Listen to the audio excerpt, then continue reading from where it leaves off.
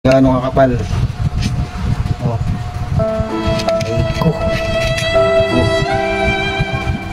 Yo, what's up mga paps? For today's video nga pala ay maglilinis tayo nitong ating magneto. Almost 4 years na nga ito na hindi nabubuksan at hindi pa nakakapag magneto cleaning itong motor na to. Samantala yung iba 10 to 15 kilometers lang ang tinakbo ay nagpapamagneto cleaning pa. Ito nga agad ang bumungad sa akin pagkatanggal ko ng aking radiator cover. At sinunod ko na tong radiator fan para makita ko naman tong loob nito kung ano na talagang status nitong ating magneto.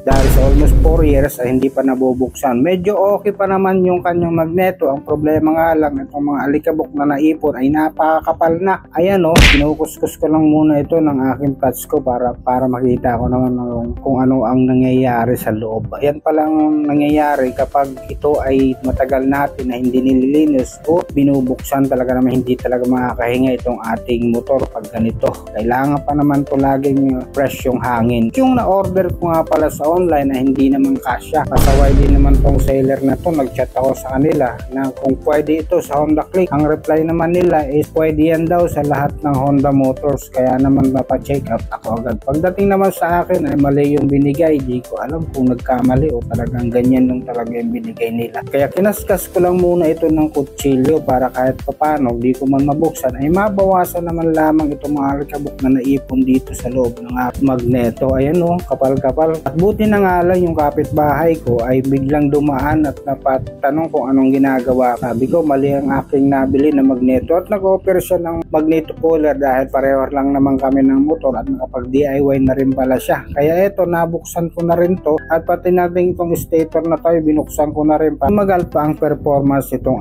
aking motor. Nahirapan nga ako sa pagbaklas neto kasi wala akong masyadong idea pagdating na sa loob neto. Kaya ito, kapakapa muna at nakapagpanood muna ako dyan ng tutorial at ito nabuksan ko na nga at ayan na nga bumungad sa akin. Grabe, kaya ganyan na itsura niya kasi nabugahan ko na yan ng W40 para medyo kuminis naman ang kanyang kaloob-looban kung hindi ko mabuksan. Pero ayan, nung nabuksan ko, nilinis ko na at medyo maliwalas na. At itong aking magneto ay ganyan lang muna itsura niyan. Naliha ko na yan kahit papano, nabawasan yung kanyang kalawang. At nilagyan ko rin ito ng konting grasa para kahit papano kapag ako yung nagbaklas uli, medyo malambot na siyang tanggalin. At huwag tandaan po natin na huwag tayo magkakamali sa paglagay ng tornilyo yan, lalong-lalo dyan sa radiator fan na yan. Kasi once na nagkamali ka ng tornilyo yan sa pagsalpak, madadamay yung inyong stator. Sigurado ako masusunog yan pag kumaskas yung tornilyo dyan dahil umiikot yan. Kung anong binaklas natin, yun din ang pagkabit ng ating mga tornilyo. At yan, kailangan din natin ilagyan ng washer at ilagay yung ating nut at bago natin ilagay yung ating radiator fan. The moment of truth, pinaandar na natin at pinakiramdaman kung anong status ng ating unang pagde-DIY dito sa ating motor. Siyempre, nilagyan din muna natin yan ng coolant dahil yun nga, tinanggal na natin yan yung mga dating laman. So here, pinakaramdaman natin kung ano ng status. Okay naman sa goods, kaya maraming salamat sa bahay, nagkiram ng kanyang cooler. Thank you for watching. Bye-bye.